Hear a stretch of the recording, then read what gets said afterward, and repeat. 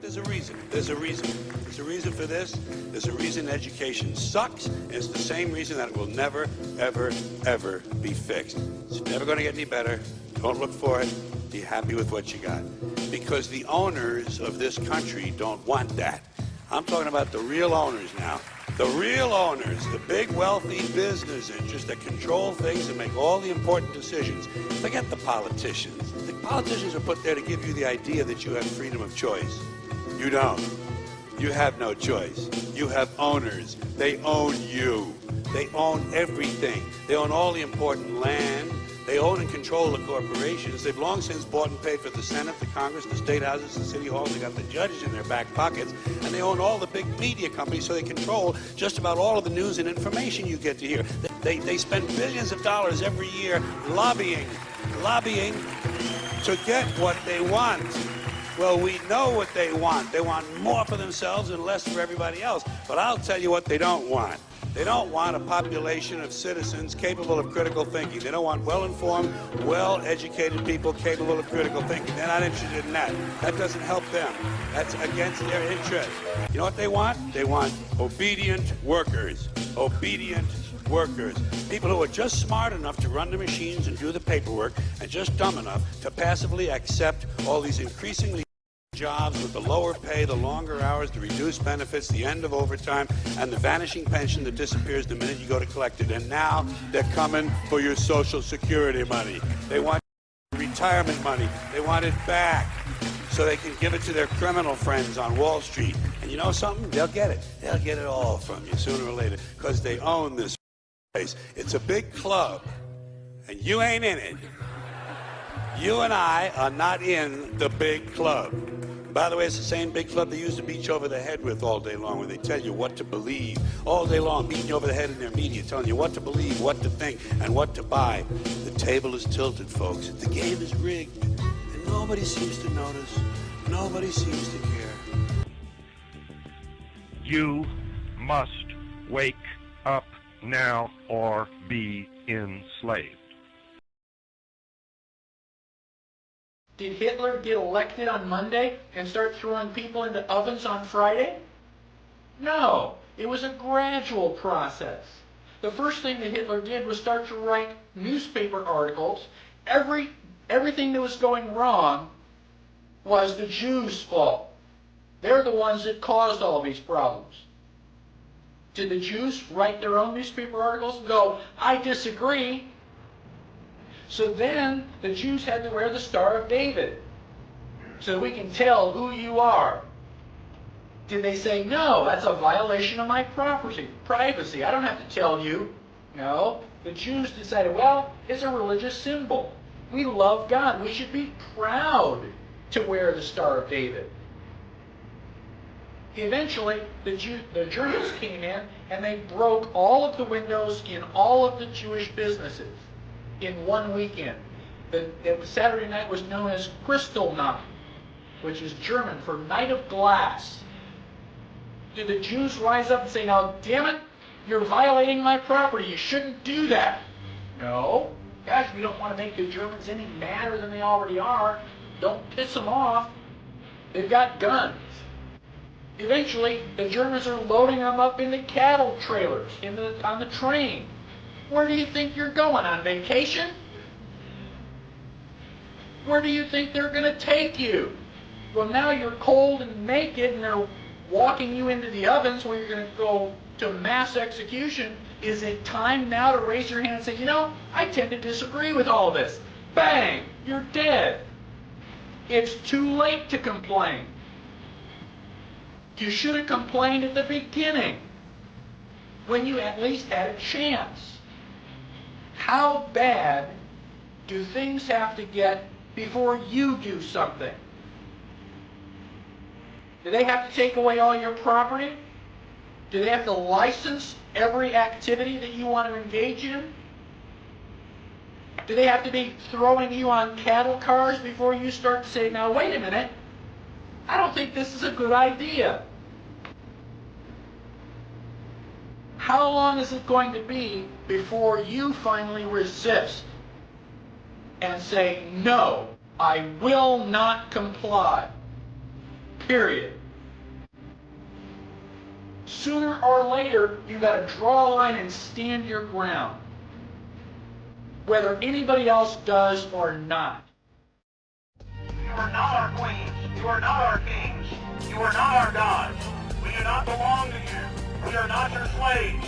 We stand as free humans and stood from the beginning of time against the strong men, against the thugs, against the bullies. We will defeat your world government. We will defeat world taxation. We will defeat your control grid. You like being a puppet, sir? You like being a puppet for the New World Order? Oh, stop. Hey,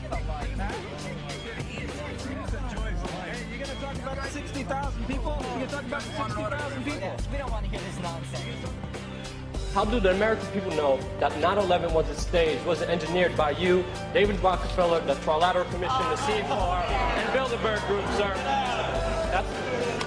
How do you know it wasn't staged? It's a question. Answer my question. You're a CFR scum. You are CFR New World Order scum. You and David Rockefeller will never have a New World Order. 9/11 was an inside job, and Brzezinski is responsible for it. 9/11 is an inside job.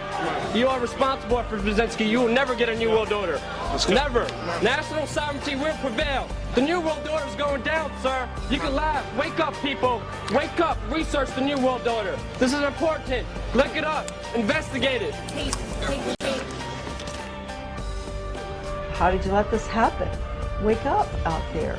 You know, it's your children. Don't you care? Look what these people are doing to you.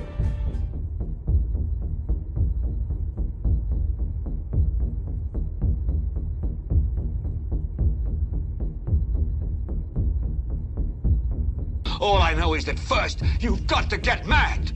Get mad! New World Order wants a global system where one small central authority of individuals can then dictate a policy that's going to be distributed down to the rest of the world, everywhere, in the smallest little town in the middle of nowhere in some remote country. They believe that somebody must rule. After all, people are too darn dumb to know how to rule themselves. I'm not comfortable with that at all. Who elected these guys to run the planet? They figured that that's their role. Get mad! Who do we owe the money to exactly? Do we ever think about that? Who do we owe the money to? I'll tell you who we owe the money to. The Rothschilds, the Oppenheimers, the filthy rich banksters that are running this system, that our corrupt prostitute politicians gave the power to these tyrants to do. Get mad! I am Lucifer. Okay, define Lucifer for me. Pure, virtuous, wholesome, innocent individual that's out to help people. Lucifer is? Yeah. Say that again. Lucifer is a pure, holy, virtuous. Now, is he the Lucifer that God created? That's the same one. Get mad! The problem's created secretly. You then use the media, which isn't difficult, to wind up public opinion in relation to your manufactured problem, then openly in the public arena, in the parliaments of the world, in the newspapers and on the television, offer the solutions to the problems they have created. Get mad! This is a fact. The banksters who are behind all of this stuff finance each side of the war. They do this every time. We're being manipulated. Get mad! That kind of thing where we're just, harassing people unnecessarily. Get mad! Just Dr. Eric Young, while receiving an award from the Texas Academy of Science, said the worldwide AIDS pandemic was, quote, no good, it's too slow, and went on to laud the virtues of Ebola because it would kill 90% of the world population quickly. Get mad! In the end, everybody will be locked into a monitored control grid where every single action you perform is documented. And if you get out of line, they can just turn off your chip. For at that point in time, every single aspect of society will revolve around interactions with the chips. This is the picture that is painted for the future if you open your eyes to see it. A centralized one-world economy where everyone's moves and everyone's transactions are tracked and monitored, all rights removed. Get mad! What they don't understand is that it's come out in court that all the major telecommunications companies have been secretly storing every piece of data received from our phones and our computers and handing them over to the National Security Agency. It's dead! 90% of the top cable channels are owned by the same giants that own the TV networks and the cable systems. More channels are great, but when they're all owned by the same people, cable doesn't advance localism, editorial diversity, and competition.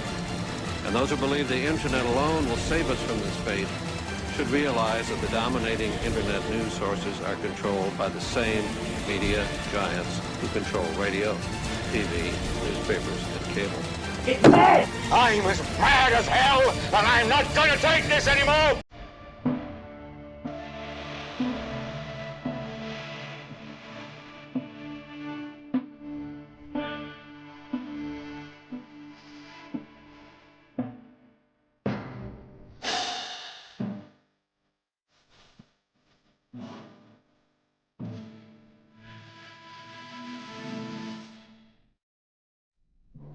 On the outskirts of the national capital today, black limousines with darkened windows converged on a hotel where private security guards imposed ironclad control. The limos carried royalty, political power brokers, and industrial titans to a secret meeting that will last all weekend. It's known as the Bilderberg Group. Could their objective be world domination?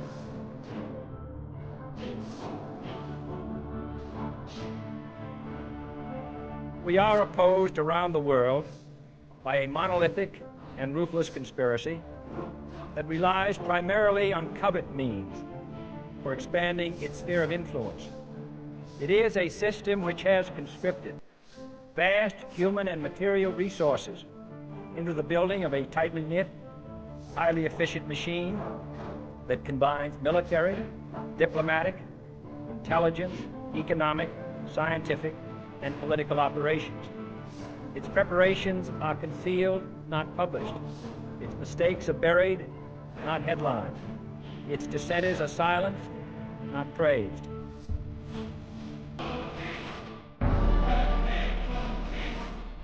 Out of these troubled times, our fifth objective, a new world order can emerge, a new era